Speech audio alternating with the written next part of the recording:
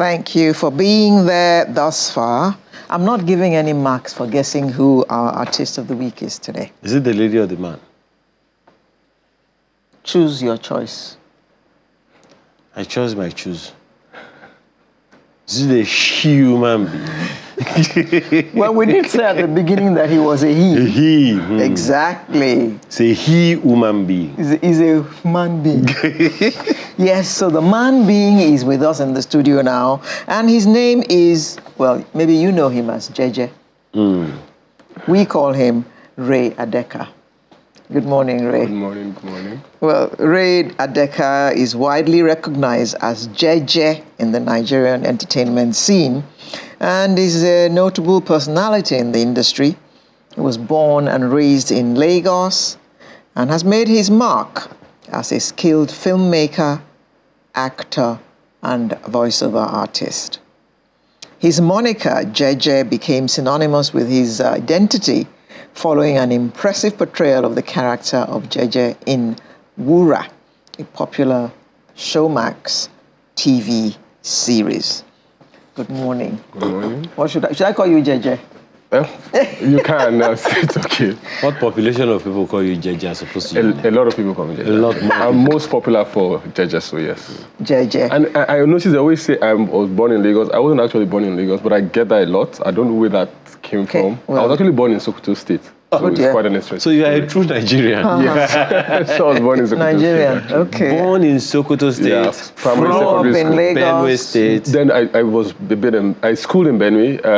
I lived in Abuja, then now in Lagos. Oh, God. Yeah, so I've been Are you around. Idoma? I'm Idoma, actually. Okay. You are pan-Nigerian. Bachi. Machi. Machi. Great, great. Now that Wura, I watched you when you were trying to hide a murder.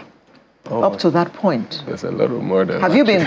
Oh, There's a lot of. you and finding your bodies. is she your sister or what is she to you? She's my auntie. So all you've done is just kill people, both of you. Well, sometimes we just have we try to cover our tracks. Things just get messed up, and then we try to fix it. Have you been caught yet? Can you catch Wura and Jeje? I don't know. I don't know if it's possible. I don't know if it's possible, but So you are professional killers, Charlotte? No, we're business people, but sometimes business can be funny, and then you If you try and get in the way of their business, they just bump you off. Instead of I killing guess. the business, they kill you. Yeah, Gee. because the business has to live. So. Gee. They don't play, do they? That's not play. They say that they are doing play. Well, you've told us a bit about yourself. You were born in Sokoto. You went to school in Sokoto. Then you went to school in Benue. Benue University, Benue State, yes. Benue State University. And then you moved to Lagos. And you're getting all these big roles in Lagos. What did you Grateful. study? Sociology, actually. So nothing with theatre, sociology. So how did you get into theatre? Well, I not like I even knew I was going to. So I didn't even have. You know how people have this like dream when they're young to be an actor. I've never had those dreams. It was my 100 level. I met someone who asked me a question one time, like, what do you do? I'm a student. Like, is that all you do? I'm like, yes. She's like, that's all you do. I found it a bit awkward why he was surprised. And I'm like, yeah, that's what I do. She's like, okay, he was a writer. He's a director now. So he was like, okay, something I want you to come and see. Come over to my place. Let's talk. And then he was working on the project as a then. We did that stuff. And after that, I just fell in love with it. So that's how it started for me. So it's not like it was a long dream. But I've been passionate since that day. Let me ask then, what do you think he saw? Did you ever get to ask him what he saw that made him invite you?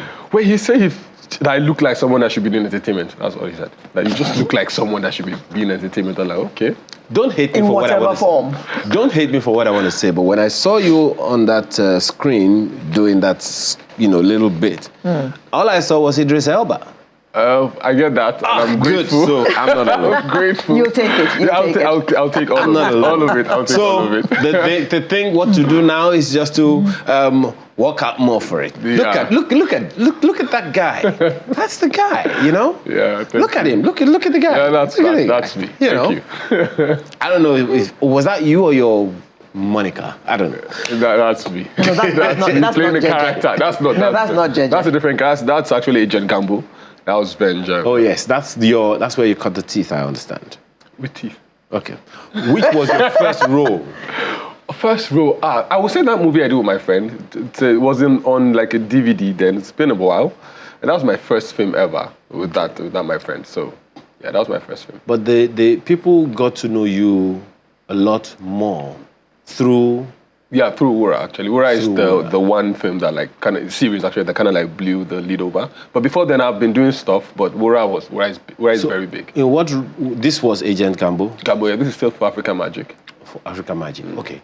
Now, since you got into it, one of the questions I always ask is, what do you want your own acting? Okay. Well, there is this question Alera would normally ask. So, what do you now do with sociology? Sorry. Well, the thing is, for acting, acting is very encompassing. Like, there's nothing that's waste in acting. So, acting is sociological. Is that every aspect, even if you are, this is always something because you're playing different characters. And for instance, sociology, you study society, right? So sometimes you need this knowledge to also play characters that you're playing. So there's nothing that's a waste as long as acting is concerned. Sometimes you might be playing a doctor, and you might need to know how to pronounce those terms, how to hold a needle like you actually know what you're doing. You know, if I'm playing a soldier, for instance, you need to know how to hold a gun that people can be convinced that this is someone who knows what this weapon is. So acting is very broad. So I don't think you can study something. If you're going to be an actor, it's still going to come in handy one way or the other. You can study anything and be an actor, yes, right? you can if you have the passion for it. At the point that you got in, I'll ask Alera's normal questions first, Okay. so that she doesn't have any questions to ask. At the point you were getting into acting, don't look at me like that. At the point you were getting into acting, what did mommy and daddy say? Well, I'm very fortunate. I always say this. I have very supportive... She's looking at me. I have very supportive parents. My dad, for instance. My dad is someone who... He will support you. He doesn't even need to understand fully what you're doing. He just needs to see that you're passionate and if it's not something that's a crime. So sometimes I know there are times I'd explain things to him and he doesn't really understand it. But he sees that you're very passionate and he will support you even with his money. There are a couple of times I had to come to Lagos for an audition and he will find a way to get me transport to come for it. So he's always been, even when it didn't look like I was going to make any headway, he's always been very supportive. And of course my mom, very calm and, you know. But I will also give huge kudos to my dad for not putting any pressure at all. With all of us, you know, just if he sees that you're passionate and it's not something bad, he will support you. So I think I was lucky in that regard. Okay, so here's an irony now. Dad will not support him for doing crime, but he's now playing crime. Because Because dad knows he's only acting a role. He's only acting a role. Dad, how does it feel to know that Your son is a criminal. On TV, On in TV. movie. he's capable? I doubt it's easier to be bold in front of the camera because you know you can get away with anything. He does the crime, then he's also Inspector Gambo. He's going to investigate the crime. But the funny thing is, Gambo is also not a nice person. All that thing was theatrics. He is not a good person at all. He's terrible. But he's an inspector. Yeah, he's rogue, sort of like he's not a good. So he's a bad cop. Very bad cop, horrible. exactly. That's the word. Horrible is the word. Okay. Gambo is not a good cop. To my question now, what's your signature on Nigeria's entertainment industry? Like, what do you want your character, your person to play as an actor to depict when you're on screen? The last time we had Kunle Afolayan here, he said, look, he wants to infuse culture into everything he does. So like, even if he's producing an animation that is not cultural, there is some kind of cultural element in it. That's his own signature, according to him. What's yours? Well, for us as actors, we are mainly at the mercies of the script that we have, the director that we're working with. So you can't really pick and choose per se.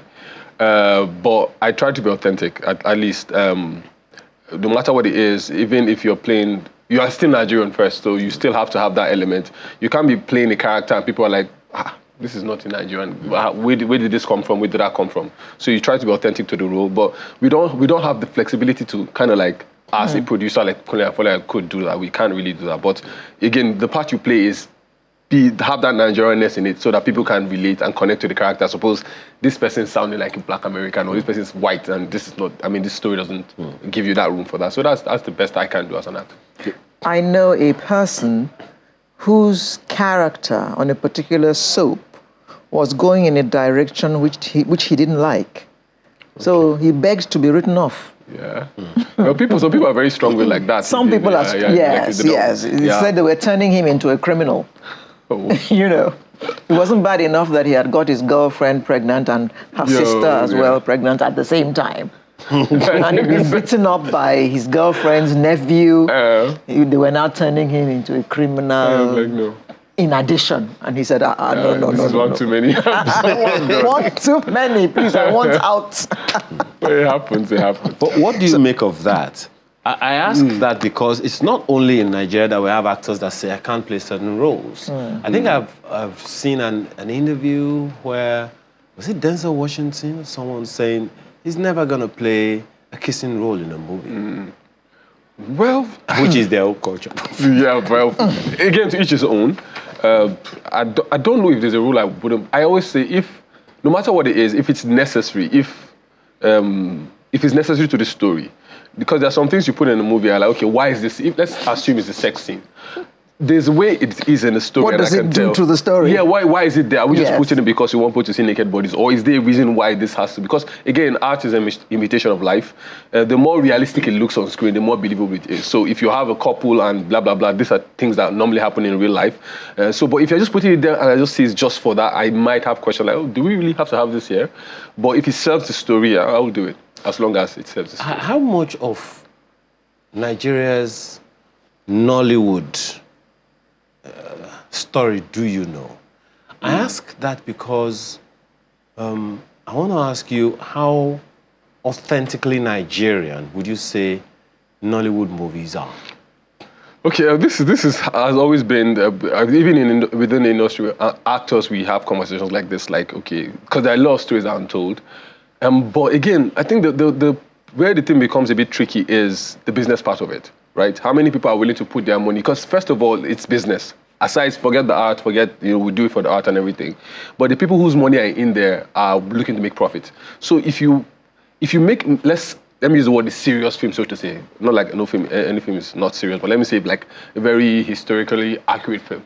You might risk, people, I don't know, but there's a fear of producers feeling this might not be very marketable.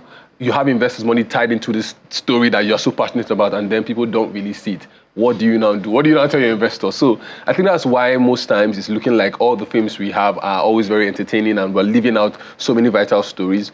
But I also think it's time for everything. I think that time will come where we'll tell very serious films and people will still go out to see it. So I just think it's the phase. The industry is still quite young and people are only beginning to see that there's really money in the industry. Like what Funke is doing and the rest of them, the numbers they're making. And that's why I'm excited for it. Even though I wasn't in the film, I'm very excited to see that people are seeing that there's serious money in film and they'll be investing in it. So it eventually will get to that point. That's what I thought. You are now a director. So you act and you direct. Yeah, I took a directing course one time during the lockdown. Everybody was trying out things. So I was like, let me just see what happens here. So I did that. How much use have you made? I did a short film. I've not, aside that, I've not done. But I'm glad I did it because as an actor, it also helps you with the perspective of a director to understand. So there's nothing as a waste, as I said. I did a bit of writing too, so I kind of like makes you a bit more encompassing with understanding like how to really understand your director, where the director's angle is coming from, and being much more even empathetic towards directing. So I think that's where it's serving me as of now. But I think I will still make a film. I will make a film. I will direct a film sometime. I will. Okay. Now, what kind of films would you want to make? Again, I'm asking this because there are many, many young people. More than half the population of Nigeria is below 35.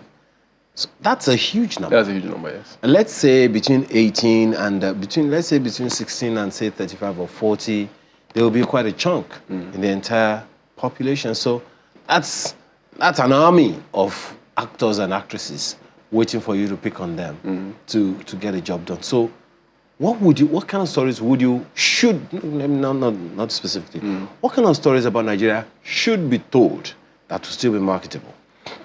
I think anything can be marketable. It depends on the angle you're approaching it. Again, first of all, you have to understand it's entertainment.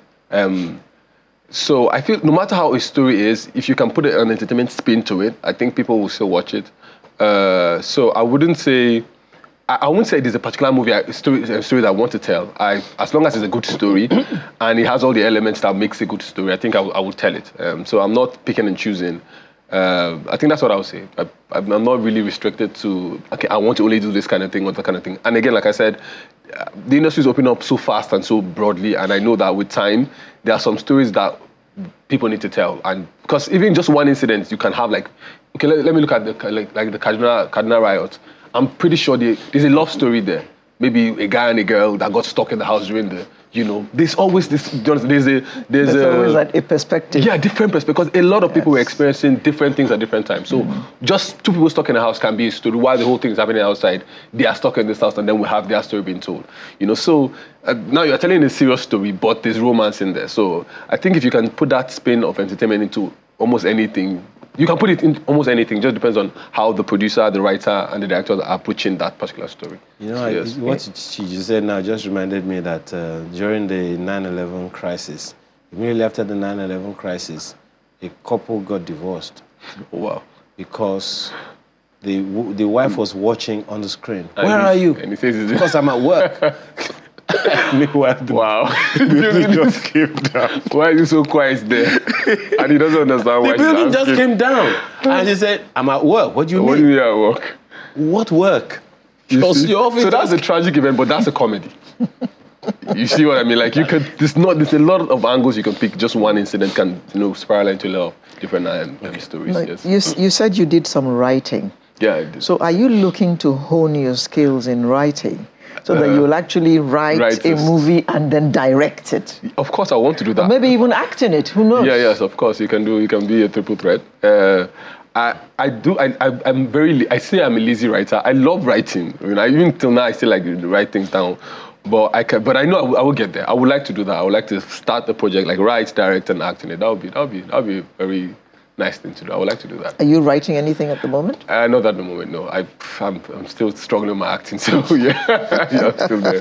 Talk to us about the industry and what it should be doing. There are those who would reference Hollywood as the quote-unquote mouthpiece of the country. And consequently, they use it sometimes to push narratives to the people or to the world about America and all of that. What should Nollywood, in your opinion, be doing? Okay, even still as regards to the stories we're talking about, I think there's still more stories to be told. A lot of stories that need to be told. And what should those stories achieve? The narrative, as you said, I've never been to America, but we all believe that American FBI are the best in the world. How do we know that? Because they constantly shove it in our faces, America's president is the most important president in the world. Why? Because they constantly shove it in our faces. America is the most, free country. We all, so I think we have a duty as filmmakers to also, not even just with the image of the country, but even with narratives that we are not very comfortable with. I feel storytelling, film is an avenue to, because people do watch these movies a lot and do pick one or two things from it. Like on YouTube, for instance, now, a lot of people in diaspora, that's where they consume Nigerian content, and that's where they get the narrative on Nigeria is. Like what music is doing. I think those boys are doing pretty well. Nigerians in diaspora. Yeah. Even Black Americans sit down and watch our movies from night to morning on YouTube. They're watching those 4-hour, 5-hour Igbos, yes, of course. Epics. Yes, of course. I'm sure that they have seen all of Adeka. I met some who were trying to speak. Yes. Oh, yeah, now. And you are wondering, where did you learn all this? Say, I watch your movies. Yeah. Black Americans. So I think being conscious of what that can be, like the power that has, that you as a filmmaker, you do have a lot of power. I think just being more conscious about it, okay, and look at what we're putting out there, and this is what the narrative could be if we keep spinning this over and over again. Somebody made a comment about why Lagos is so populated. I don't think it's 100%, but it made some sense.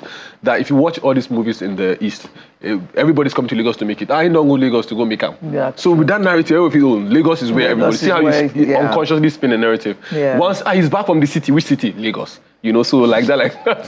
So that's how narrative gets spent. So I think even as filmmakers, being aware that you have this power, I think that to me that's more. So I'm going to put you in trouble now with this story. You want to ask a question? Yes.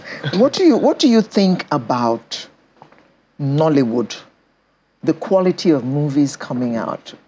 Some years ago, well, not too long ago, it was that the audio was a big issue. Yeah. You had to hold on to your remote if you were watching a Nigerian movie, because you get to one scene, the thing will suddenly begin to scream, turn it down. Then you go to another scene, you can't even hear what they're saying, turn it up. Yes.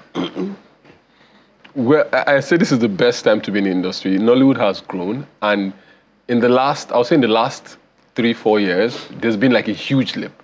The quality of movies that have been put out, like you watch some and you're like, what is this? This is not Nigerian. Yes, I'm so impressed.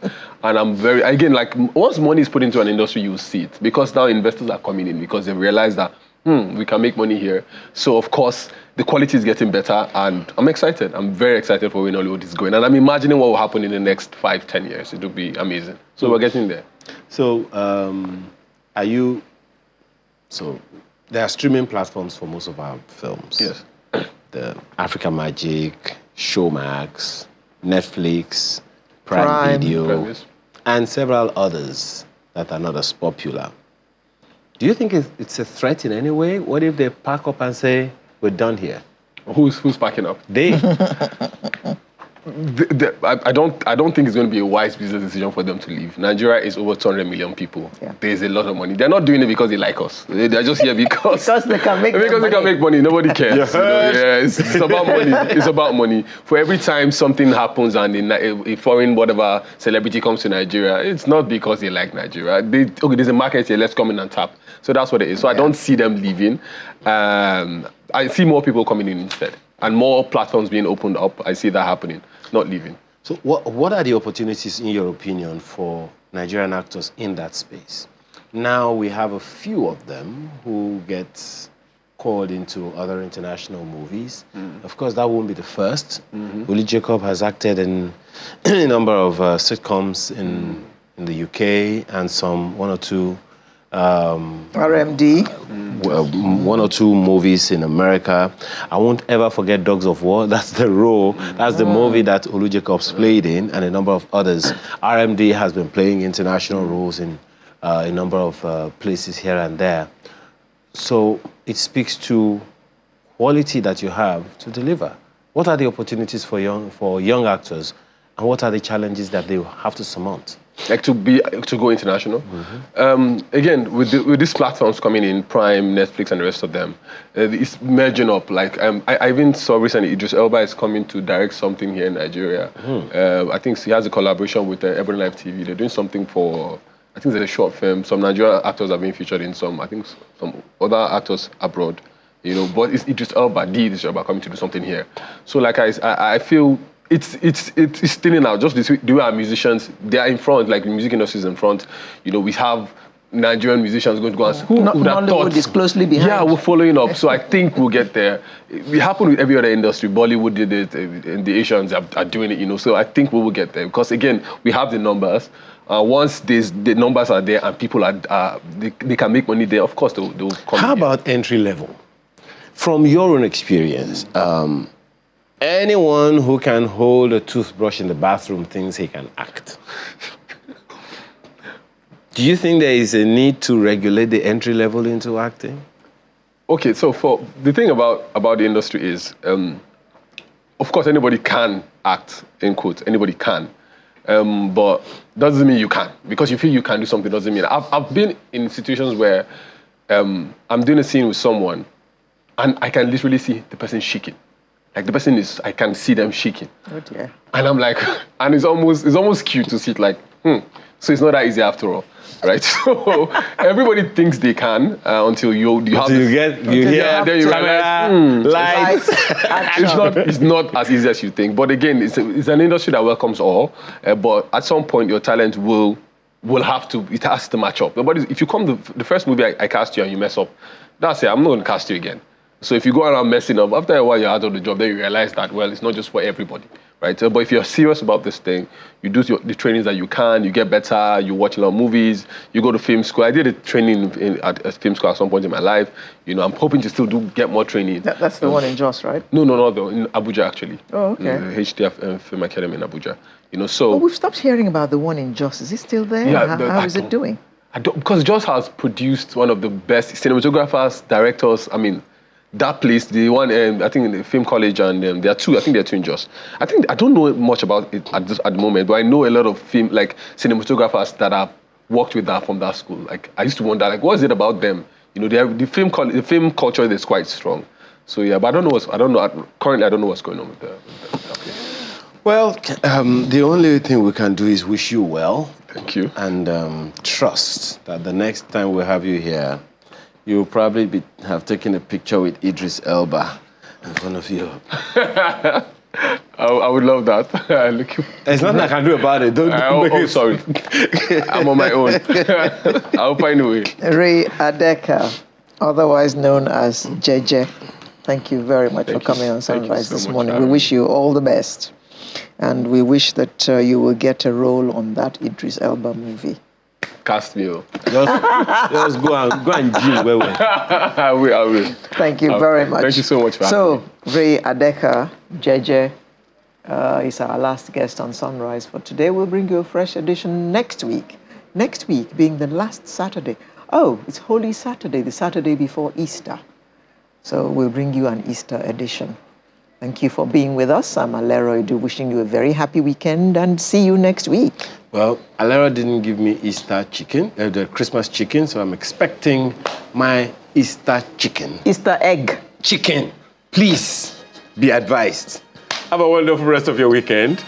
Bye for now.